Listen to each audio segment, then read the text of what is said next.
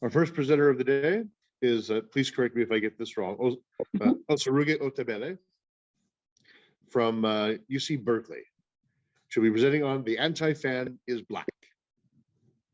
Thank you for that introduction. Take it away. Thank you for that introduction. Good morning, everyone. And I know we're all in like different time zones probably, but good morning. And so like just mentioned, my presentation is titled The Anti-Fan is Black.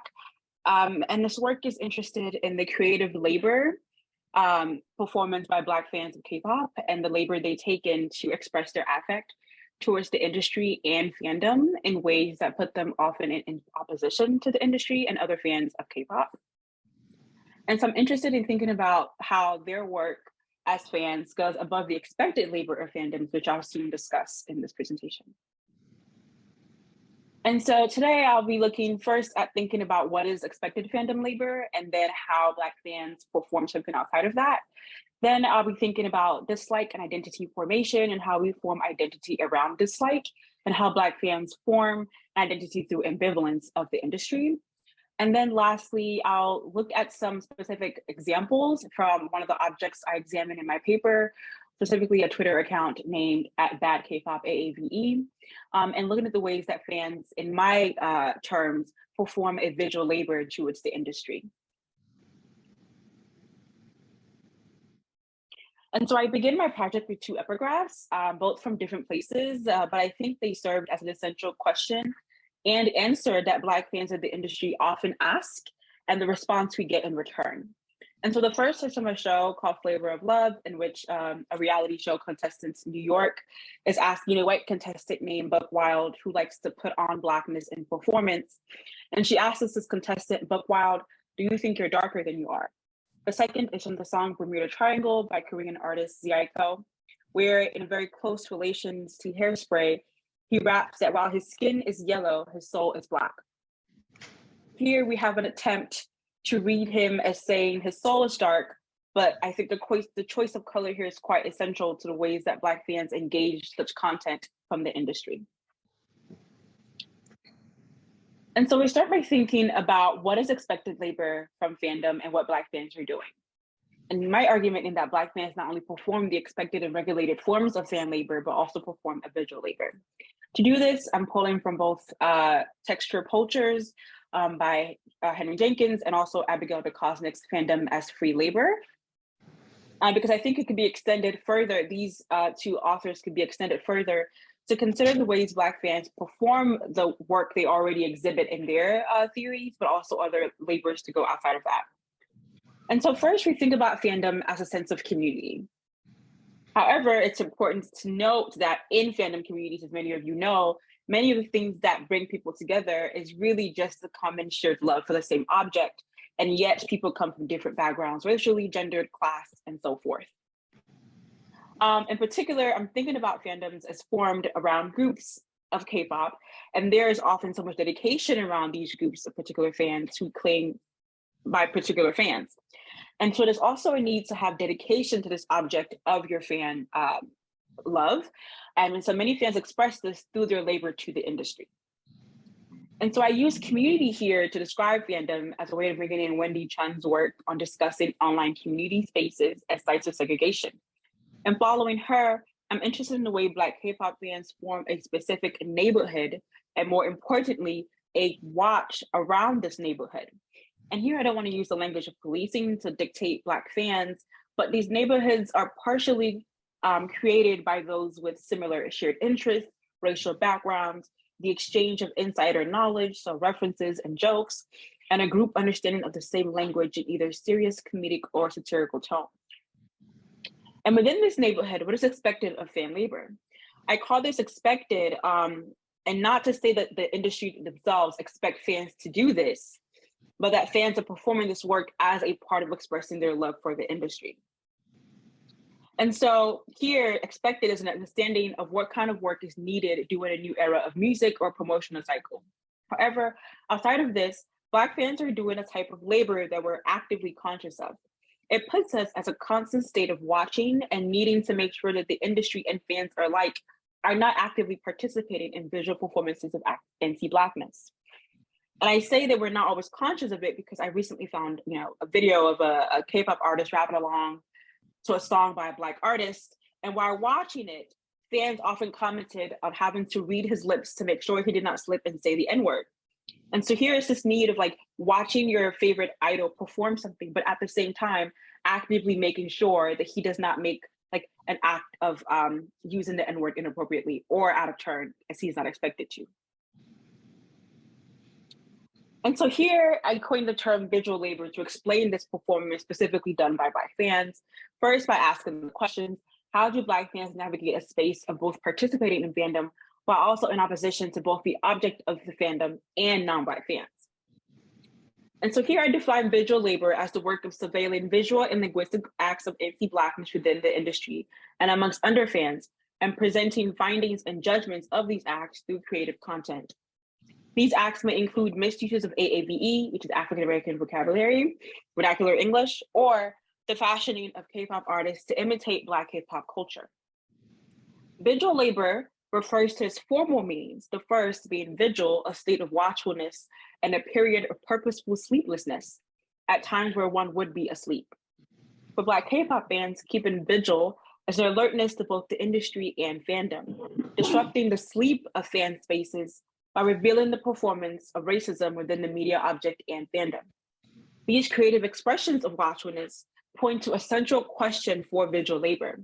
And here I turn to Bell Hooks' article, Eating the Other, to pose the question, if the other must be eaten, how do Black K-pop fans make this cannibalistic process not one of pleasure? For Black fans, it is through the process of disrupting such pleasure by outwardly calling out the origins of its formation. Thus, while visual labor is not the tool that dismantles the masses' house, it is the tool that unearths its foundations, which in the case of K-pop, these fans pose is Blackness. My goal for this term is twofold. The first is to provide a language for categorizing a K-pop sector of already existing scholarship on digital Black fan work. And the second is to demonstrate how visual labor continues to disrupt the already fluid distinctions of fan and anti-fan.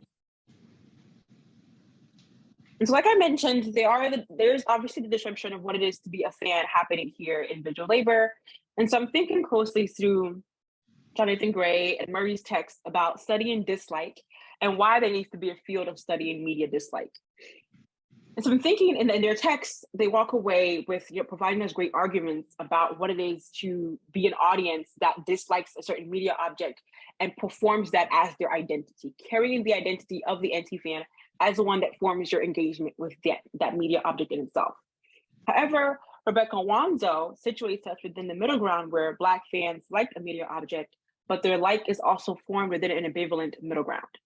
It muddies the distinctions of like and dislike because it shows how engagement, how Black fans often engage with media through a process of finding pleasure, even in the things that ridicule them or that they actively dislike. And so I suggest that Black K-pop fans emerge in this middle ground through visual labor and perform their associations with the industry through an active liking of the industry that comes out as a dislike. And so what I'm getting at here is how they offer an insider look, an insider looking out, an outsider looking in understanding of their fan identity, where what they love is also the object of their often committed ridicule or their critical commentary.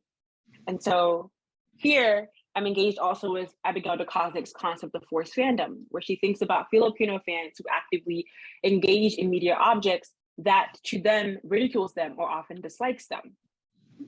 And I engage visual labor in this way to say that visual labor then would be the work of the forced fan putting forth their resistance towards these objects while still actively engaged with this content.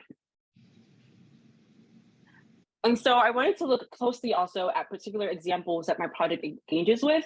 Here, I'll focus just on one account, but in my full project, I look at different places across different social medias, podcasts by Black fans, and also TikTok creations by Black fans.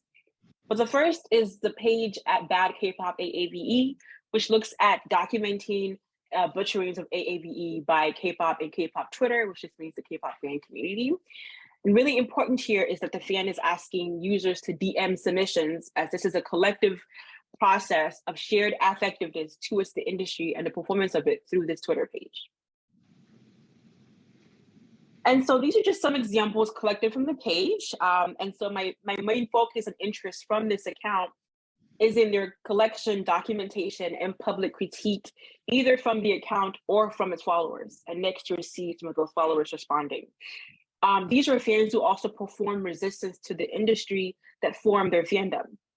And we just have just 3 examples here. In my work, I look more closely at the further example by the artist J Park.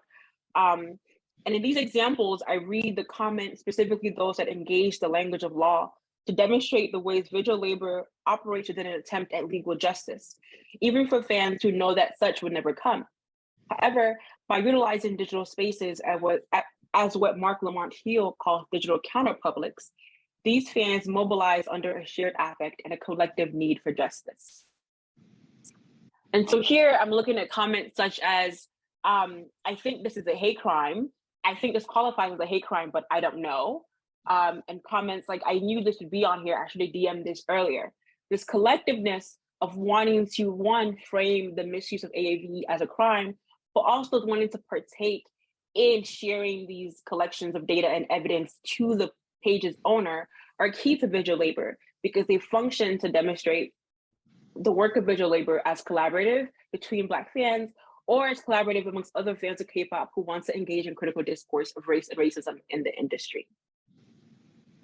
And so key to these comments is thinking about not only how the followers here are promoting a sort of collaborativeness around visual labor, but also how responses to visual labor position this within a way of thinking about Black sensitivity and the sort of fluid definitions of what it means to be an anti-fan. And so here I'm thinking about the anti-fan no longer as an identity formed through specific choices and modes of performance, but one gifted to fans or given to fans who critically engage race and racism in fandom. So how one is interpolated into an anti-fan, but not by choice as a decision they make to engage with the industry as such. And so here we have Jonathan Gray once again defining fandom as positive feelings of devotion, identification, sympathy, dedication, and appreciation. That is a feeling of fandom. And so I think these positive feelings that are occurring here are also part of what negate how Black fans engage with visual labor, but it is also the Black fan experience that then turns them into the anti-fan. And so here are engaged comments that discuss Black fans who are too sensitive about issues of race, who must turn to race at every occurrence in fandom, and think about how the ways the dream of fandom positions fan identity as the other, and therefore is not often open to thinking about other identities that compose one's identity as a fan. So thank you. That is just my beginning